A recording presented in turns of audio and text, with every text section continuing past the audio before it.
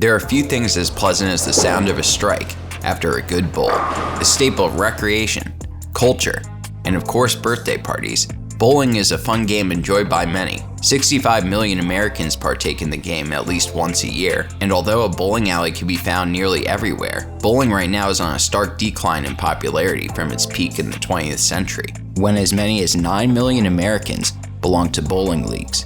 Why did bowling used to be so popular, but seem to be just a fun occasional activity for most people today? Unlike sports like baseball, basketball, and hockey, bowling has been a game enjoyed by humans in at least some form since ancient history. In ancient Egypt, remnants of old bowling balls in a marble archway lane have been dated back to 3200 BC. Polynesians would also take up bowling in ancient history, aiming at targets typically 60 feet away. In Rome 2,000 years ago, bowling was popular, as they would throw stones as close as they could to other stones. And in Germany in 400 AD, the game was played as a religious ritual to cleanse themselves from sin by rolling a rock into a club that was said to be representing a heathen.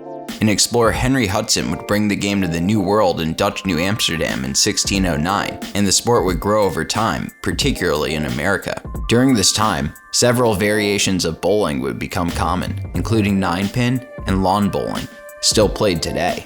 But 10-pin bowling would become the most popular, particularly in the United States. In the 1850s, German immigrants who enjoyed the game in their home country increased this interest even further in America, and the sport grew to a whole new level.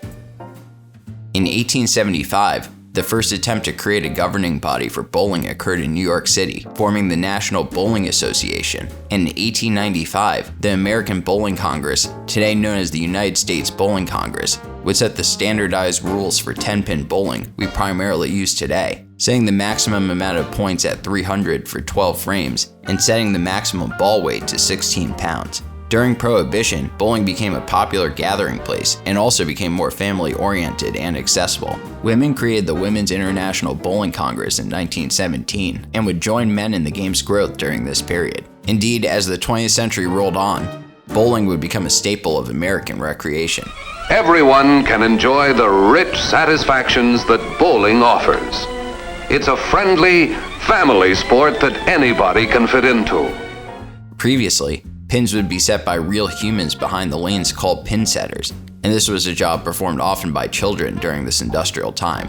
But in 1951, the first automatic pin setting machines were created by the American Machine and Foundry Company, and this would transform the sport to its heyday peak the next few decades, with bowling centers popping up everywhere.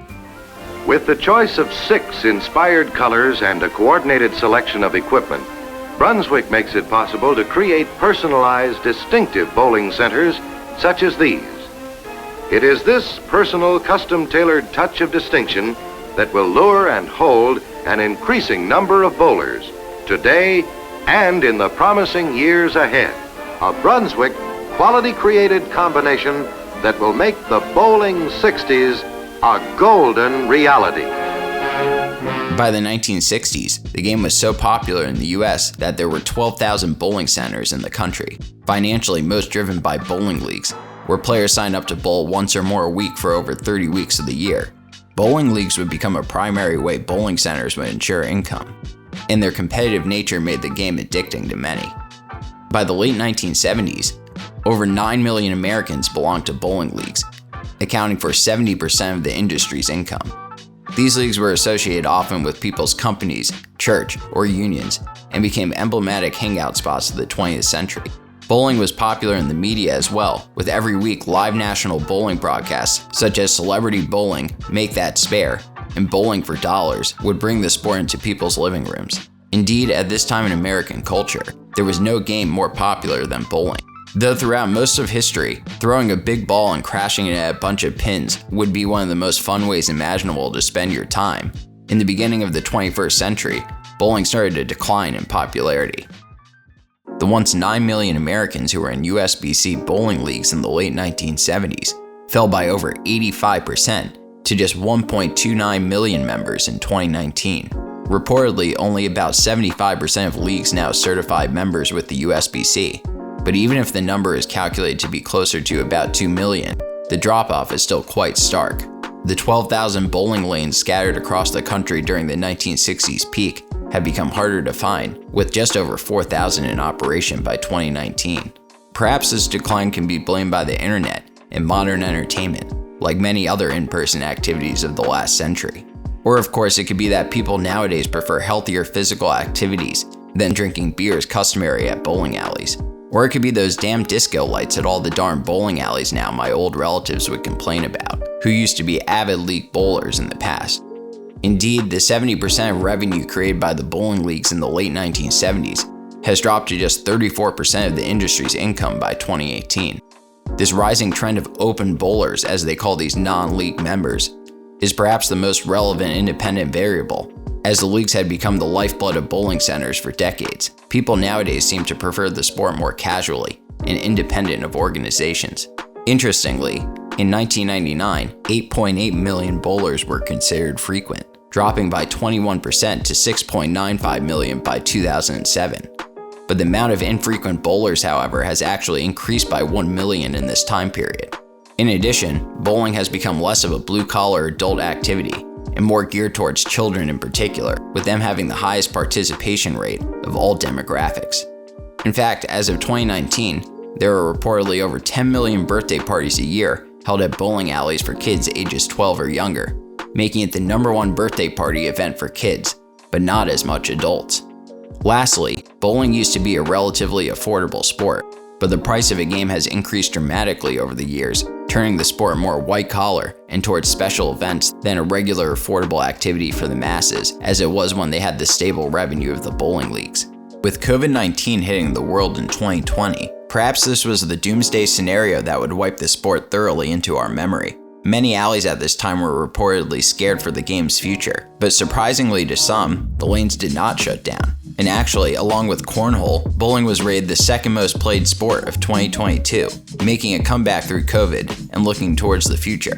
The bowling leagues, which had stalled tremendously during COVID, have rebounded back to pre-pandemic numbers.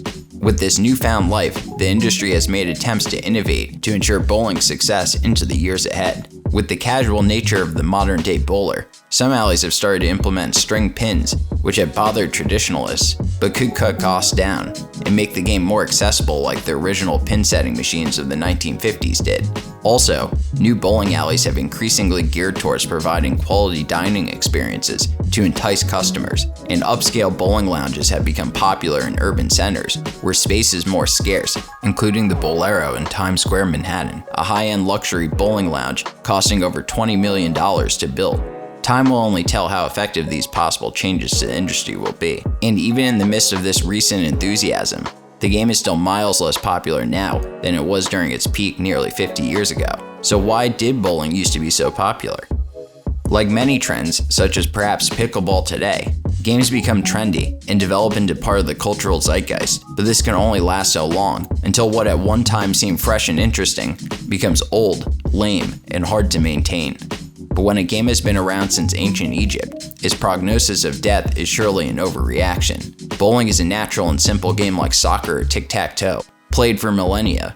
Perhaps it will never reach a peak again, like it did during the 20th century bowling fever, but it's important to remember the game has experienced countless changes throughout its history, and by all accounts, will continue to be part of our lives into the future. Thank you so much for watching. Consider subscribing and check out another video.